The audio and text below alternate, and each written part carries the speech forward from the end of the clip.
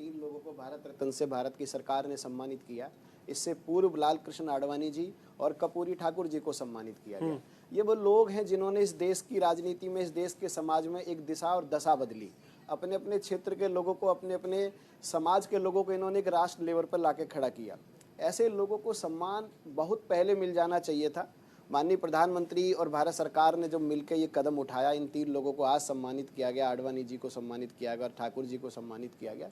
इससे हमारे देश का जो वर्तमान का जो युवा है, इनके जो हमारे देश के प्रति जितने भी कार्य रहे हैं, उनको दोबारा से उनको जानने का मौका मिलेगा। हमारे देश की युवा पीढ़ी जो अपनी चीज़ों से दूर हो रही है, वो धीरे धीरे राष्ट्र की विचारधारा से जुड़ेगी। ऐसे सम्मान समय समय पर जब होते हैं और जब अपने महापुरुषों को हम याद करते हैं, ये लोग राष्ट्र पुरुष हैं, महापुरुष हैं, ऐसे लोगों को जब सम्मानित किया जाता है तो हमारी राष्ट्रवाद के प्रति एक विचारधारा जुड़ती है। ये राजनीतिक मामला नहीं है, ये राष्ट्र का मामला है। हम अपनी राष्ट्र धरोहरों को, राष्ट्र को समय समय पर अगर देश के युवाओं के साथ नहीं लाएंगे, उनके जितने भी उन्होंने इस देश के लिए मेहनत की, जितने भी बलिदान दिए, जितनी भी योजनाएं ही उन्होंने बनाई, अगर उनको हम देश के लोगों को, युवाओं को नहीं बताएंगे तो हमारी युवा पीढ़ी क्या समझेगी।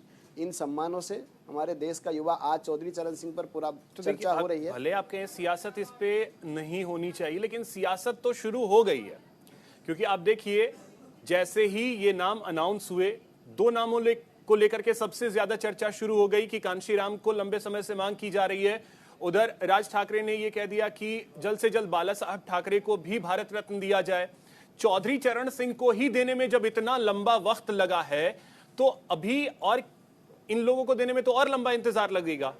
देखिए, अगली सरकार जो भारतीय जनता पार्टी की आ रही है, उसमें भारतीय जनता पार्टी 400 मतलब सीटों फाइनल आज ही कर दी है। 400 सीटों के साथ बीजेपी की सरकार बनेगी। अरे यश जी सुन तो लीजिए, स्क्रिप्ट थोड़ा बदलिए, थोड़ा कम घिसी पिटी डायलॉग दीजिए महोदय। आप भारत रत्न की बात कर रहे हैं या प्रचार कर रहे हैं?